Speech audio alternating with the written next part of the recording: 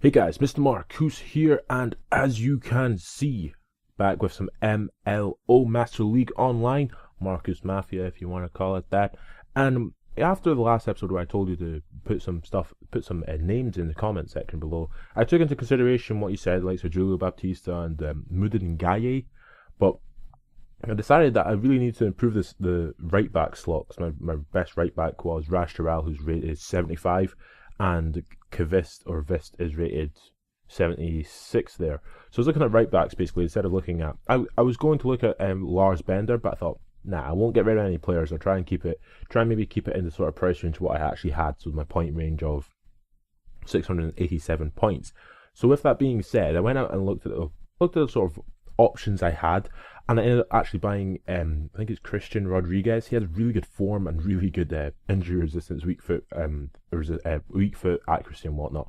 So basically he improves my team in general. So he's a 79 rated right back. And I went for right back because I wanted to just maybe sort of change it about a bit, because usually buy strikers. So instead of buying a striker, I went for a right back.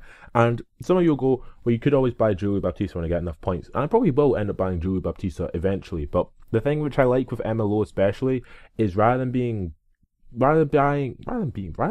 the players who are very popular. So Julio Baptista has been owned like 4,000 people or whatever. I'd rather buy people who aren't as popular, but I would probably end up buying him anyway because he does seem like an absolutely fantastic player. But in today's episode, we have 2 games rather than 3, because of course I had to go over the sort of stuff with me buying players and whatnot at the beginning, and of course depending on how many goals I actually score in a match, it sort of depends on how many episodes it'll be. So if I score loads of goals, they could potentially be like one match in an episode, depending on how many goals are actually scored in the match in general. But this match in particular, this guy didn't have a particularly decent team. He had a couple players who were pretty decent, but then this was probably one of the most frustrating things ever. So I'm running away with Pareja, and Shikov comes in front of me. I take him out, and the referee gives a red card for that. And you'll see that's a red card, is it now? What the hell? How is that a red card? A yellow card I would probably be fine with. I'd probably be a bit pissed off if it was a yellow card. It's like the first foul of the game, the referee gives a red card. So down with a disadvantage literally from kickoff, because it was more or less the 6th minute of the match. So basically from that, I sort of had to go forward, try and get the ball and whatnot. I got the ball in that foul as well, but Jonjo Shelvey gave me a free kick, and then for whatever reason, Konami like to have this big massive hole in the wall, and he just puts it through the hole in the wall and pops in the back of the net. So I was a bit disappointed, a bit pissed off really, but I was like, oh, I'll just accept the challenge, won't I? So after he took me out on the edge of the box for whatever reason, I decided to take a kick into the box, kicked it in. Jonjo Shelvey didn't really do much. Rodriguez, however, headed it back to Jonjo Shelvey, big Lord Voldemort himself, and he popped it back into the back of the net. So 1-1 after whatever time period, roughly like 35 minutes.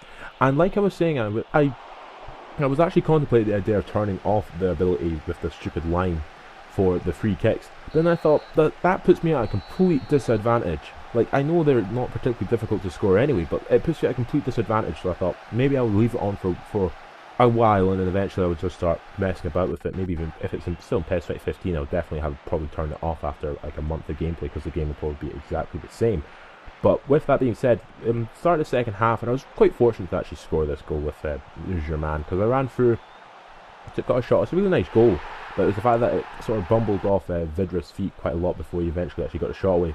Then about 30 minutes later, he had quite a calamity at the back, as he ran out with Weisenthal, gave it straight to German, who had an open goal to score his second goal of the game. And then I actually ended up going and scoring a hat-trick with German, because German's an absolute animal. I mean, look at this for a nice little pass and move. Oh no, I don't actually score a hat-trick, sorry, because Vidra scores doesn't score a hat-trick. But German's a great player, and German scores 2 goals, Vidra scores 1, Jonjo Shelvey scores I think it's his first goal for the club as well. So it's quite nice to be able to see that. And of course, pass completion percentage, I wish it could be higher, but I don't really care about the pass completion percentage, to be perfectly honest. It's just a thing I always go to. But German got the man of the match, and in this video you may or may not see some graphical glitches. I don't know what that's all about, but I'm now top player rated because I got 606 in my rating, which I'm quite happy about, to be fair. If I have to finish MLO anytime soon, I'm probably happy that I've got a top player rating. So with that being said, I might maybe try and get Superstar before PES 2015 comes out, or at least until the demo comes out, because the demo will be out. Whenever it comes out, it will be out, and I will be uploading it, and then I think PES 2014 will be done. I won't be bothered to upload any more PES 2014, because PES 2014, like many other games and series of games, once, like, for example, Call of Duty, who wants to watch Black Ops 1 when Black Ops 2 comes out? Like, that sort of reasoning. But then, of course, Black Ops 1 came out, and then Modern Warfare 3 came out, then Black Ops 2.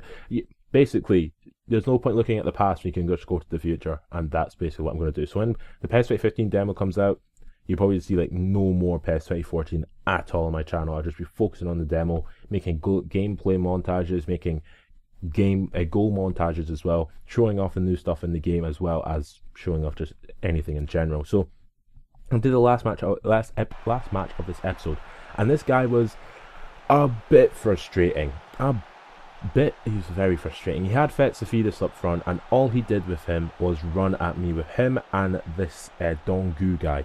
So he kept doing those stupid runs off the ball. I don't think he actually was trying to do that, but he was really fortunate to get through there. Really poor defending from me basically. And I was a bit pissed off, because I was like, well, do I really deserve to be down 1-0 after like 6 minutes? But German gets the ball from Sevilla, pops in the back of the net, because that's how German does.